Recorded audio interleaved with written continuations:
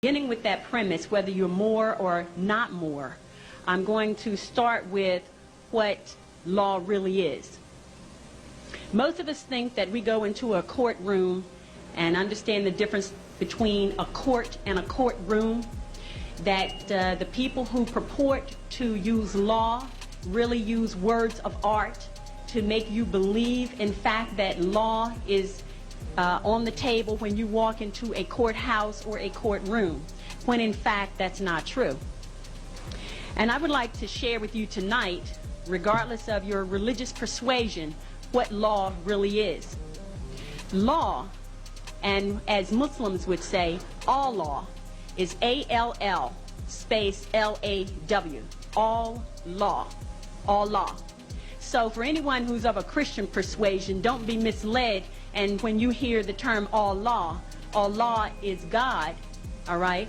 That is also what we would say in lawful terms a misnomer. Allah is not God. God has no capacity and no standing to all law, because God means governmental ordinance departments. There is no comparison.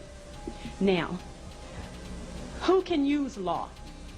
Law can only be used by people who are in their sovereign capacity. And as I will share with you tonight, the majority of the people in the world, and I'm not going to get into all of the details about that, but the majority of the people in the world, 99% of them live in slavery today.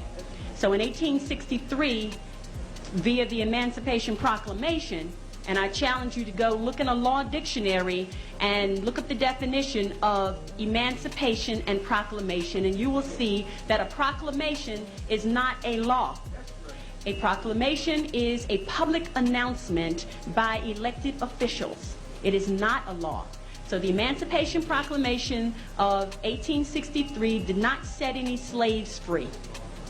What it did was standardize slavery, the United States being the model for the standardization of slavery, that all of the other nations around the world, as they reduced their people from their sovereign capacity and forced them to join nation states, then they were able to issue statute, codes, ordinances, resolutions on them.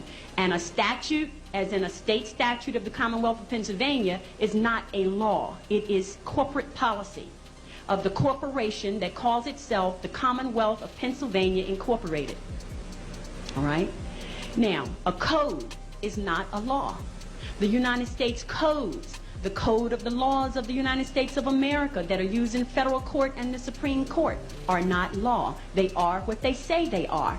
They are codes, ordinances, and resolutions of a municipality of the city of Philadelphia, which is a private nonprofit corporation that calls itself the City of Philadelphia. An ordinance and a resolution, as in parking ordinances, they are not law.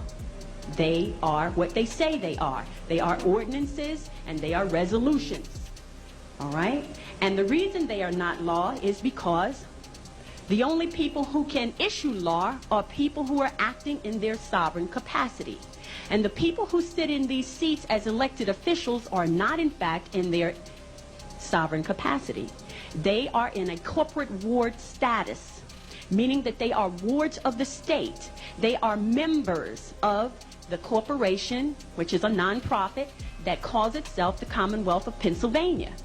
And as long as they have a birth certificate on record with the Commonwealth of Pennsylvania, with that birth certificate being a contract, a birth certificate is a contract, and as long as you have a contract with the Commonwealth of Pennsylvania Incorporated, you belong to them, and that's what slavery really is.